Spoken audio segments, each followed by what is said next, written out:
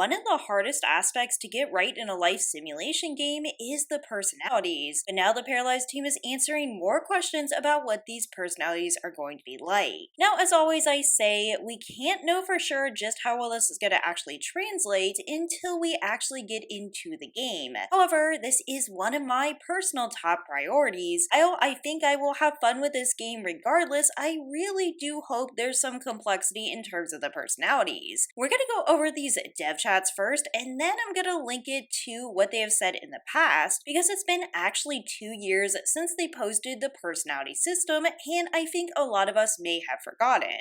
Will we be able to apply early riser or night owl lifestyle to babies and toddlers, or is this a later in life trait? Jeremy answered, because lifestyle traits do not impact that much in the game at the moment, it would impact even less on younger paras. I think they shouldn't be present on parafolks younger than adults. This is the kind of thing that could be tweaked, but we do not want to make them too complicated. Now, like I said, we will review very quickly what lifestyles are, but I think this is an interesting answer. I could see it not being necessary for babies or toddlers. Personally, in a future update, I would love if at very least teens could have lifestyles. It just makes logical sense to me. However, they do say they don't actually have that much of an impact, so I guess that's kind of a moot point. If they don't have a big impact right now, I would say add it on later if they need to. And next, along the same line of questioning, how will the personality system differ between the different life stages? For example, different or limited social perks and talents, and the answer is pretty consistent. At the moment, you can create an adult para in the Para Maker, and you can play some stats, choose a vibe, social skills, and talent. The plan is for younger paras to start with less aspects they can pick right from the bat.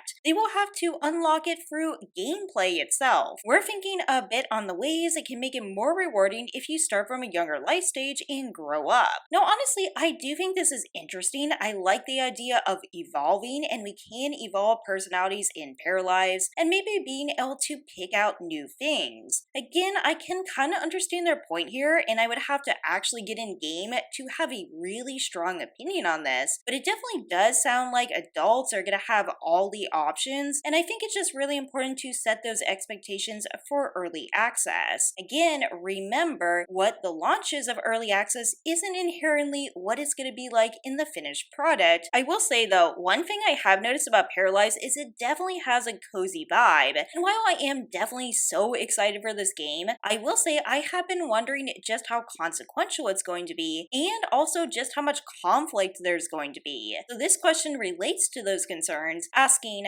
how mean can a para actually get? Meaning, will a grumpy para be more inclined to have disagreements with other paras, or maybe have autonomous mean interactions with other paras? In addition, how will that impact their relationships, both romantic and platonic? Will grumpy paras have preferences when it comes to other paras' vibes? Honestly, this is one of the best questions I've seen ever in a dev chat, so props to the person who asked this. And Jeremy answers, at the moment we do have insults and sarcastic comments of various types. Since paras do not autonomously pick together cards, they can't act mean towards others, and they will not become enemies without your control. There is a bit of a vibe compatibility for romance, and that includes grumpy parafolks. Autonomy is another huge aspect of any life simulation game. Everybody of course has different preferences on this. Third Sims game followed by the second Sims game is my favorite for some of these reasons. I love it when the characters around me, so to speak, act on their own accord and act in surprising ways. This does sound like you are going to actually have to control these mean interactions, at least for now. And like I said, they do actually have more plans and details, so I don't want you to think that it's going to be all completely on your control all the time. However, this is definitely a caveat we do need to consider, but like I said, I definitely have a preference for things happening outside of my control. Again, that doesn't make it right or wrong, that is my personal preference, and I know some people that watch this channel do not feel that way, but definitely let me know in the comments below what your opinion on this aspect in particular is. And of course, just like I said, this is one of the most complex things to make in a game, the personality and also the autonomy. And for this reason, people are wondering how confident the Paralives team is in pulling this off. In aspects to their overall view of the personality system, they are pretty pretty optimistic. I'm very confident that because of the role-playing game roots we're using,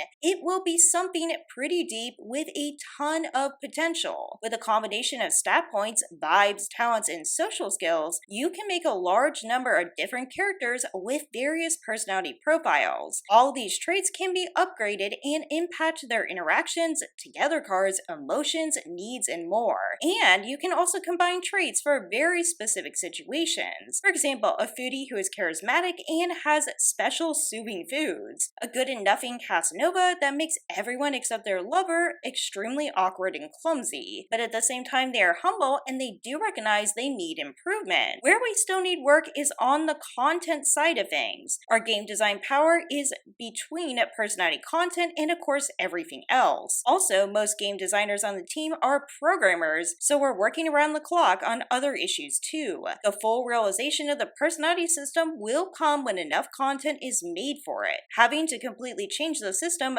post-release of course would mean we have missed the mark. So this is actually a really good sign. They know this is really important and they're trying to think of the personality system not just in how they're going to implement it, but also how it's going to work with all the other content in the game. What I admire so much is their honesty and their potential for growth. And while they want to keep evolving this and improving upon it, they also recognize they need to make a good first impression. And now I just want to review very quickly about what the personality system entails. Because this Patreon post was first made 2 years ago, and because it was made 2 years ago, it's easy to forget some of these elements. And also, of course, it provides the context for what we have been discussing in this video. Vibe is the general impression your parafolk gives, and each vibe will come with different perks that will impact the gameplay in various ways. Some examples of vibe include grumpy, overjoyed, gloomy, energetic, serious, and anxious, which of course is one I can relate to.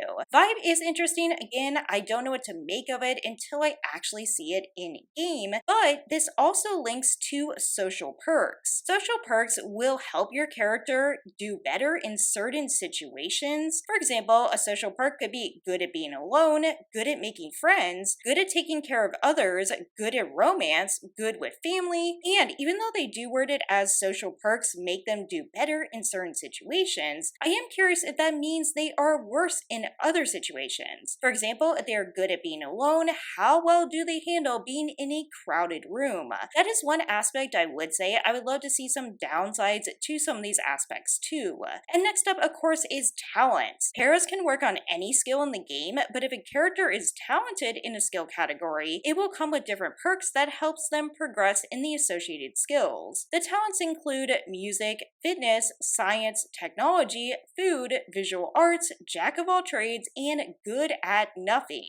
And they do plan to expand on at least some of these. Next up though is lifestyles. Now lifestyles are simpler traits to customize your characters. For example, your para might be vegetarian, they might be an early bird or a night owl, and they might be sloppy or they might be neat. I think that these different aspects of the personality at least have a lot of potential, and of course these all do connect with the point system. Now the point system is the main foundation of your personality, and it includes aspects such as physique, mind, creativity, and charisma. As you can see here, it's a simple point system. It reminds me of Sims 2, and you can spend certain points in whatever way you want to. As you can see here, physique is how well your character does regarding physical strength, agility, and health. Mind is how good your character is at things like problem solving, logic, and mathematics. Creativity is just your ability for parafolk to create, and charisma, of course, is related to communication and leadership. So let me know what you think about all this in the comments below. I know some of it was a review, but I still hope it was helpful. As always, thanks so much for watching, take care, and I'll see you in the next video.